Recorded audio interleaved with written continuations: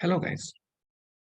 आज के वीडियो में हम देखेंगे कि कंडीशनल्स क्या होते हैं और उनका सेंटेंस में सही इस्तेमाल कैसे करना चाहिए। तो सबसे पहले हमें मालूम होना चाहिए कि कंडीशनल होता क्या है। कंडीशनल किसी भी कंडीशनल सेंटेंस के दो पार्ट होते हैं। पहला पार्ट होता है it talks about a possible situation और दूसरा part it talks about result, जो उसका रिजल्ट या आउटकम होता है उसके बारे में बताता है। तो मान लीजिए हम sentence, for example, if it rains I will postpone my trip. तो अगर बारिश होती है तो I will postpone my trip. तो आप देखिए जितने कंडीशनल्स होते हैं उनके दो पार्ट्स होते हैं। पहला जो पार्ट होता है उसे हम कहते हैं इफ क्लॉज, जिसको कंडीशनल पार्ट भी कहते हैं। और जो दूसरा पार्ट होता है उसको हम लोग मेन क्लॉज बोलते हैं। तो इफ इट रेन्स, जैसा हम देख सकते हो इसमें इफ का इस्तेमाल हुआ है, तो ये कंडीशनल क्लॉज है या इफ क्लॉज है। और जो दूसरा पार्ट है I will postpone my trip, या इसका मेन क्लॉज है। अब मेन क्लॉज को हम पहले भी ला सकते हैं, लेकिन जब हम पहले लाते हैं मेन मेन क्लॉज को, जैसे I will postpone my trip if it rains, तो इसमें कॉमा का हम लोग इस्तेमाल नहीं करते। Okay.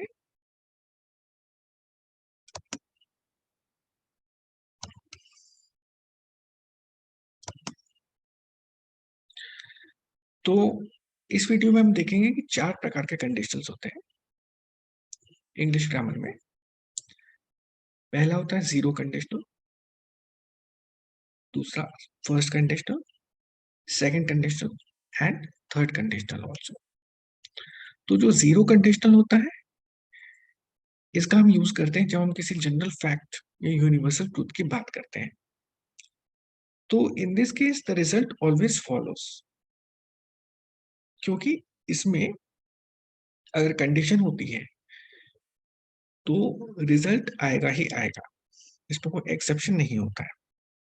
For example, if you freeze water it become solid.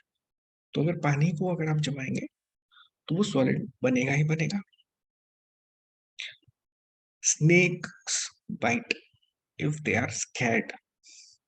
तो आप देखते तो अगर स्नेक बाइट करेगा, कब करेगा? If they are scared. तो आप देखते तो इसमें जो है इफ क्लॉज हमने बाद में लगाया है। इफ क्लॉज आपको याद होगा मेन क्लॉज पहले आया है, तो इसमें हमने कॉमा नहीं लगाया। और हम लोग इफ के स्थान पर व्हेन भी लगा सकते हैं। उसी सेंटेंस को हम लिख सकते हैं snakes bite when they are scared. तो ग्रामेटिकली जो जीरो कंडीशन होता है उसमें हम लोग इफ के इफ क्लॉज में इफ के साथ हम लोग प्रेजेंट सिंपल टेंस लगाते हैं। ओके। और मेन क्लॉज में भी हम लोग प्रेजेंट सिंपल टेंस लगाते हैं। तो इस प्रकार जब हम जीरो कंडीशन की बात करते हैं किसी फैक्ट की या यूनिवर्सल ट्रूथ की, तो हम लोग दोनों क्लॉज में, सेंटेंस के दोनों पार्ट्स में हम लोग प्रेजेंट सिंपल टेंस ही लगाते हैं। अब कुछ और एग्जांपल्स लेते हैं। If babies are hungry they cry.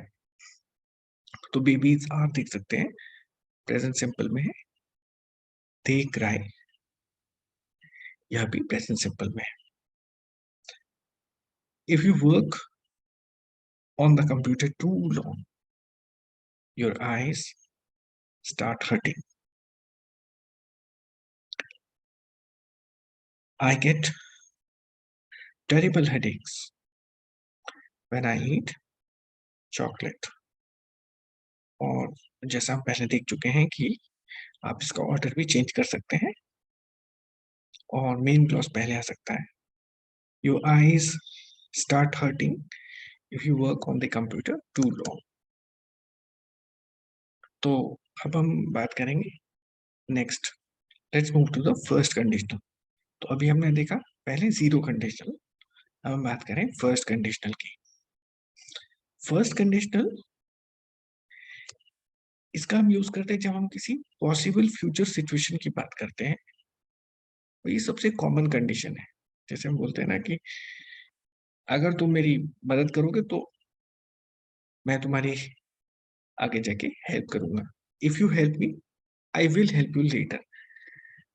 तो इसमें हम किसी पॉसिबल फ्यूचर सिचुएशन की बात करते हैं और उसके रिजल्ट की बात करते हैं, और ये सबसे कॉमनली यूज्ड कंडीशन है, इसलिए इसको हम ओपन कंडीशनल भी बोलते हैं। Example, for example, if I visit London I will stay with my friends. तो इसमें आप देख सकते हो इफ क्लॉज है क्योंकि पॉसिबल सिचुएशन की बात कर रहा है, इफ आई विजिट लंडन। और जो उसका रिजल्ट है मेन क्लॉज वो बताता है I will stay with my friends. अब ये तो बात है कंडीशन की, लेकिन if I want to say that और show that I am very certain about it, तो हम उसमें व्हेन का इस्तेमाल करते हैं। अगर मैं सेंटेंस को कहता हूँ when I visit London I will stay with my friends, तो इस सेंटेंस में एक सर्टेनिटी आ जाती है। तो इस प्रकार हम लोग फर्स्ट कंडीशनल में इफ इफ की जगह पर व्हेन भी लगा सकते हैं, और व्हेन तब लगाते हैं जब हम वी आर वेरी श्योर और certain about what is going to happen. तो इसका स्ट्रक्चर क्या होता है कि हम लोग फर्स्ट कंडीशन के केस में इफ या व्हेन के साथ प्रेजेंट सिंपल टेंस लगाते हैं, और जो मेन क्लॉज है उसमें विल के साथ हम लोग बेस वर्ब या वर्ब का फर्स्ट फॉर्म लगाते हैं। तो एग्जाम्पल देखते हैं, जैसे if he works hard he will pass the exam. हम लोग व्हेन भी लगा सकते हैं, when I go home I will call you. और इस बात का ध्यान रखना जरूरी है कि अगर मेन क्लॉज पहले आता है तो कॉमा नहीं लगाया जाता। जैसे she will be late if the train is delayed. तो in this case we can see कि मेन क्लॉज पहले आया है। और इस बात का ध्यान रखना जरूरी है कि इफ क्लॉज में कोई भी मॉडल वर्ब नहीं आता, विल का इस्तेमाल नहीं होता। मेन क्लॉज में हम लोग विल और बेस वर्ब लगाते हैं। अब हम आते हैं सेकंड कंडीशनल की। सेकंड कंडीशनल का हम यूज करते हैं जब हम किसी अनरियल सिचुएशन या थिंग की बात कर रहे हैं। कोई इमेजिनरी सिचुएशन है और उसके पॉसिबल रिजल्ट की हम लोग बात कर रहे होते हैं, इसलिए हम लोग सेकंड कंडीशन को अनरियल या इम्प्रोबेबल कंडीशन भी बोलते हैं। For example, if he worked hard he would pass the exam. अब इस सेंटेंस का मतलब क्या है, देखिए, इफ ही वर्कड हार्ड का मतलब है he does not work hard, वो मेहनत नहीं करता है, और ये एक अनरियल सिचुएशन है और इसके हम पॉसिबल रिजल्ट की बात करेंगे, he would pass the exam. तो इसमें बोला गया है कि दिस इज समथिंग, अगेन ये एक इमेजिनरी सिचुएशन है, क्योंकि वो तो मेहनत करेगा नहीं। तो कहने का मतलब क्या है कि वो तो मेहनत करेगा नहीं, तो इसलिए उसके पास होने के चांस एग्जाम में बहुत ही कम है। तो इस प्रकार हम लोग सेकंड कंडीशन में एक इमेजिनरी सिचुएशन होता है और उसका रिजल्ट भी इमेजिनरी सिचुएशन ही होता है। एक और एग्जांपल लेते हैं, जैसे कि if I had more time I would be more relaxed. तो इसका मतलब ये है कि मेरे पास फ्री टाइम नहीं है, दिस इज इमेजिनरी। तो अगर मेरे पास फ्री टाइम होता तो I would be more relaxed. तो जब हम सेकंड कंडीशन का इस्तेमाल करते हैं तो हम लोग इफ क्लॉज में पास्ट सिंपल लगाते हैं, okay, second form of verb. और मेन क्लॉज में हम लोग वुड के साथ बेस वर्ब लगाते हैं, फर्स्ट फॉर्म ऑफ वर्ब। एक और एग्जांपल लेते हैं, if I lived by the sea I would go swimming every day. अब इस सेंटेंस का मतलब यह है कि मैं अगर मैं समुद्र के किनारे रहता, इसका मतलब मैं नहीं रहता हूं, आई would go swimming every day. तो ये इसका एक इमेजिनरी सिचुएशन और उसका इमेजिनरी रिजल्ट आ गया। तो इस बात का ध्यान रखना है कि ये जो है सेकंड कंडीशनल, ये पास्ट, हम लोग पास्ट सिंपल लगाते हैं इफ में, लेकिन ये पास्ट टेंस में नहीं होता।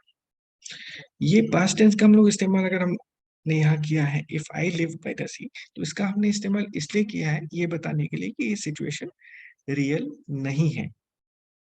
ओके, और हम देख चुके हैं कि हम लोग जो मेन जो क्लॉज है उसमें हम लोग वुड और बेस वर्ब का इस्तेमाल करते हैं, जैसे I would go swimming every day. Okay, now let's move to the third conditional. जो थर्ड कंडीशनल होता है इसका हम यूज करते हैं जब हम किसी इमेजिनरी सिचुएशन की बात करते हैं जो कि हो चुका है in the past and leading to imaginary result.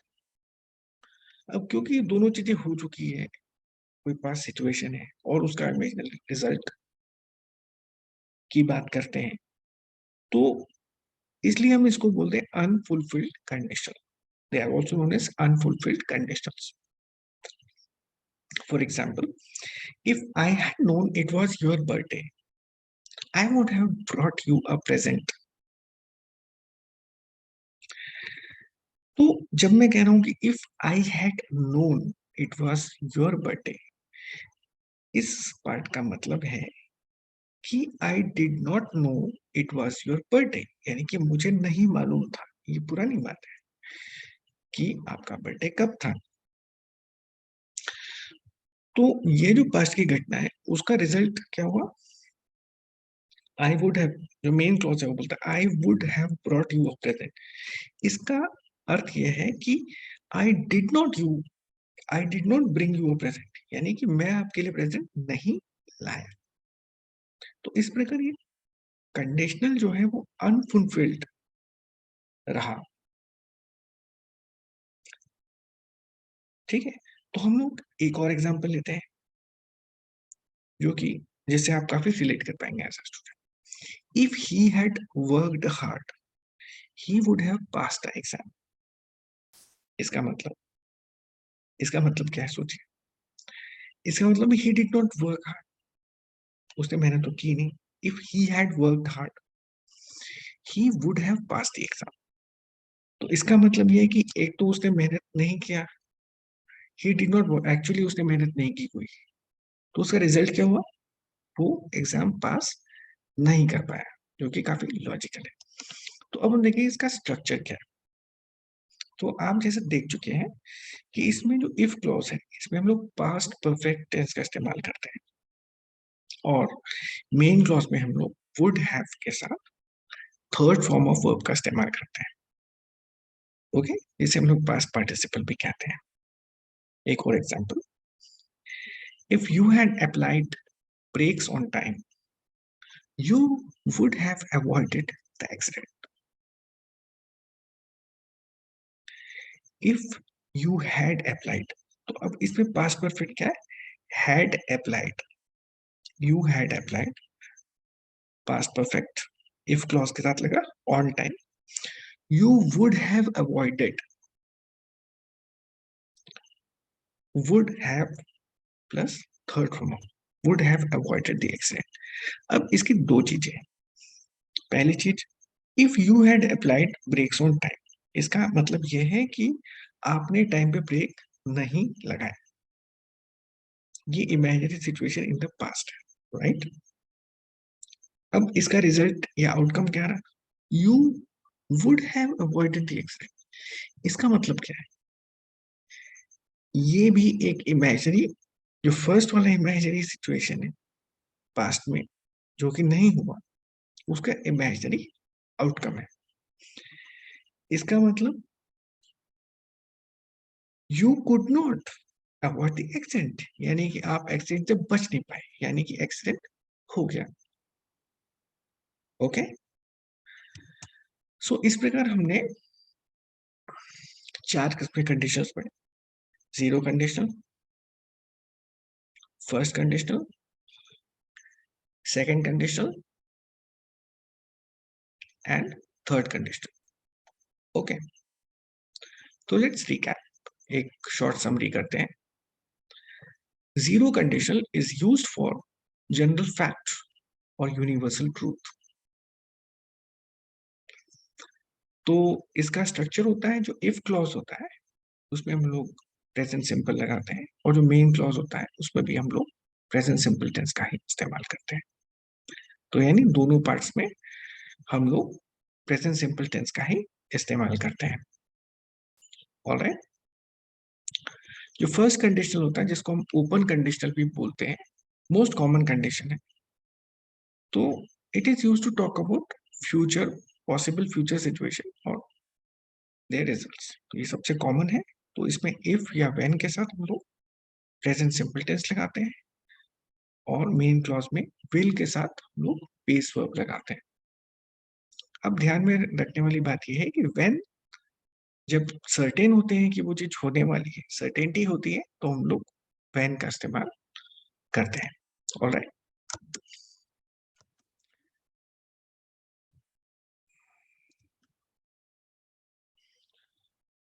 और जो सेकंड कंडीशन है उसको हम लोग अनरियल कंडीशन भी बोलते हैं, और हम इसका इस्तेमाल